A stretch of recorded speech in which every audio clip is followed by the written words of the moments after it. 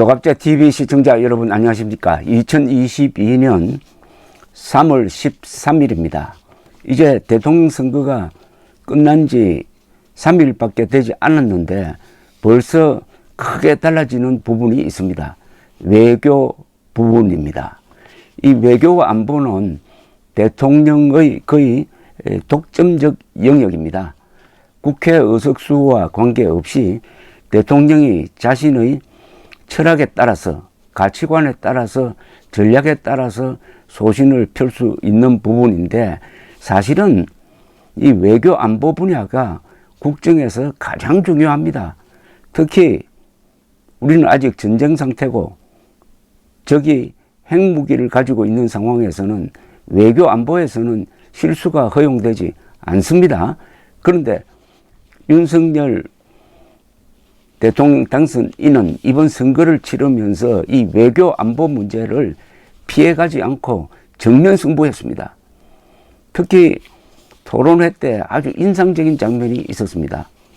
사회자가 대통령이 당선되면은 어느 나라 지도자를 먼저 만나고 싶으냐 하니까 윤석열 당시 후보는 미국, 일본, 중국, 북한 순으로 대답을 했습니다. 즉 안보 외교 측면에서 가장 중요한 나라가 미국이고, 두 번째가 일본이고, 세 번째가 중국, 네 번째가 북한이라는 뜻이죠. 그리고 한미일 우호관계라는 표현을 계속 썼습니다. 한미일 동맹이라는 이야기인데 뭐 너무나 당연한 이야기인데 일본을 이렇게 우대하니까 이재명 측에서 공격을 해봤지만은 한국의 여론이 이미 바뀌었습니다. 한국의 여론이 과거처럼 반일 일변도가 아닙니다. 오히려 반중 정서가 강합니다. 그러니까 윤석열 대통령 당선인의 이 외교 전략을 뒷받침할 수 있는 여론이 형성되어 있다는 거죠. 이게 중요합니다.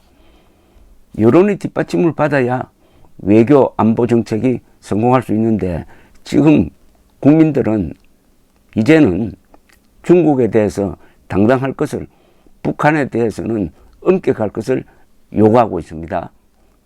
최근 3일 동안 윤석열 대통령 당선인은 우선 5시간 후에 걸려온 바이든 대통령의 축하 전화를 받았고, 그리고 그 다음 날에는 또 일본 수상의 축하 전화를 받았고, 그 다음에 중국 대사의 방문, 시진핑 중국 주석의 축전 등을 받으면서 아주 분주하게 보냈습니다. 그런데 이 공개된 대화가 아주 기분이 좋습니다.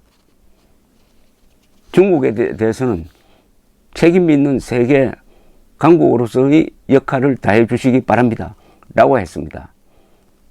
그리고 미국 측과의 대화에서는 혈맹을 강조하고 더 적극적인 동맹 관계를 강조하고, 일본 수상에 대해서는 한일 관계 개선 의지를 확실히 했습니다. 이제 대한민국이 제대로 된 진로를 회복하고 있는 중입니다. 우선 그걸 소개를 해드리겠습니다. 이틀 전에 있었던 크리스토프 델 코소 주한미국 대사 대리를 접견하는 자리에서 나눴던 이야기입니다.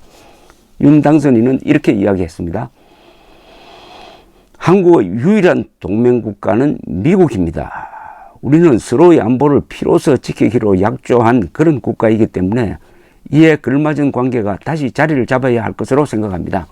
우리는 북한의 6.25 남침 전쟁을 통해 미국과 굳건한 안보 동맹을 맺은 것이 국가 발전의 원동력이 됐으며, 우리는 이로 인해 경제와 사회 시스템에서 도움을 많이 받아왔고, 앞으로 한미 간의 모든 부분에서 굳건한 관계가 재건이 될 수 있도록, 그리고 그것이 세계 평화 번영에 기여할 수 있다고 생각합니다.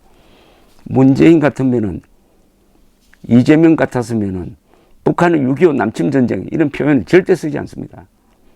이어서 윤 당선인은 우리는 함께 경제, 기후, 협력, 보건, 의료, 첨단 기술 등 모든 의제들이 한미 간 혈맹 관계를 바탕으로 포괄적으로 결정해 나가야 한다고 생각합니다. 근사한 이야기입니다. 속이 뻥 뚫리는 이야기 아닙니까? 델코소 주한미국 대사 대리는 이렇게 이야기를 했습니다. 저는 이번 선거에서 한국 국민들이 자신의 생각을 당당히 담은 소중한 한 표를 행사하시고 이를 통해 한국 민주주의 활력과 국민의 저력을 보여주셨다고 생각합니다. 특히 올해는 한국과 미국이 수교한 지 140주년이 되는 해입니다.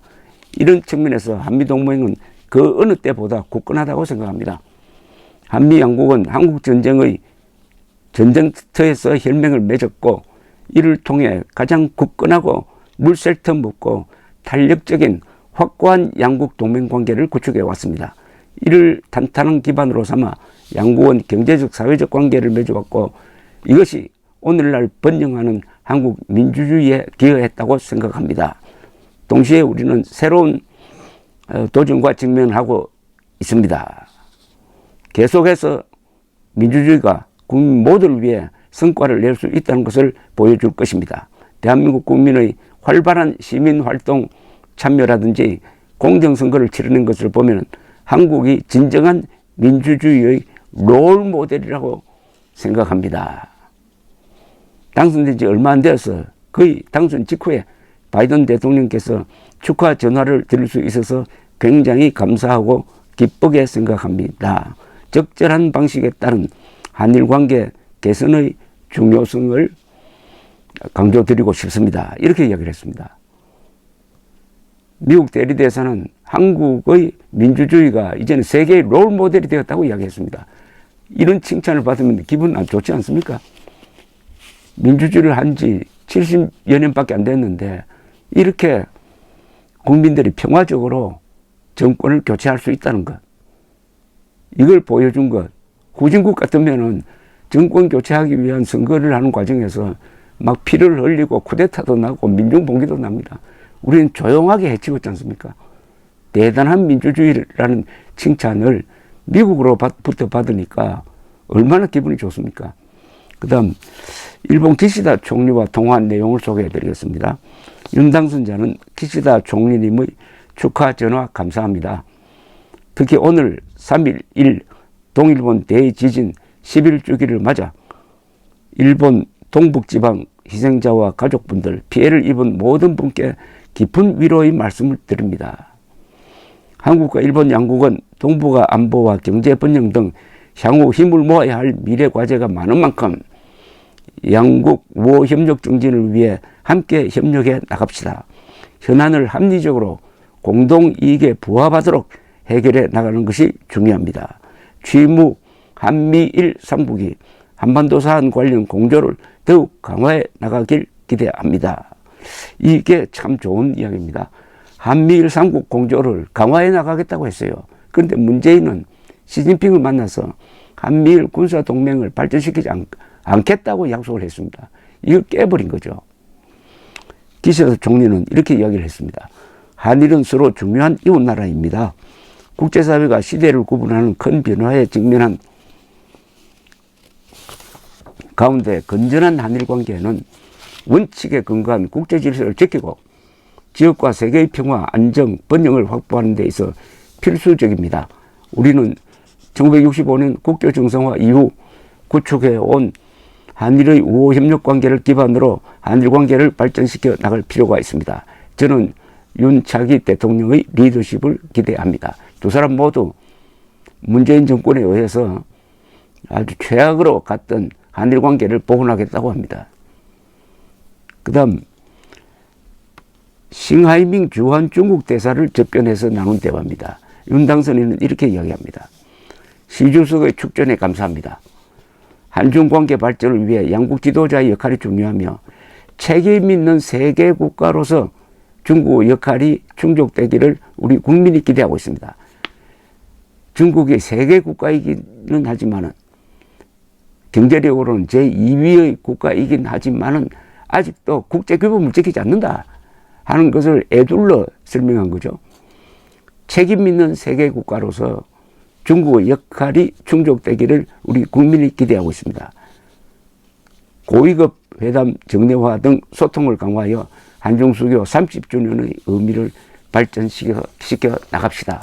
핵심은 윤석열 대통령은 앞으로 한미일 동맹관계를 굳건히 하는 것을 기초로 해가지고 중국과 협력하고 북한의 위협에 대처하겠다. 그렇게 함으로써 세계 평화에 기여하겠다는 자세입니다. 정말 우리나라 국민들 아슬아슬한 선택이었지만은 좋은 대통령, 국제 무대에서 자랑스러운 대통령을 뽑았다고 생각합니다. 감사합니다.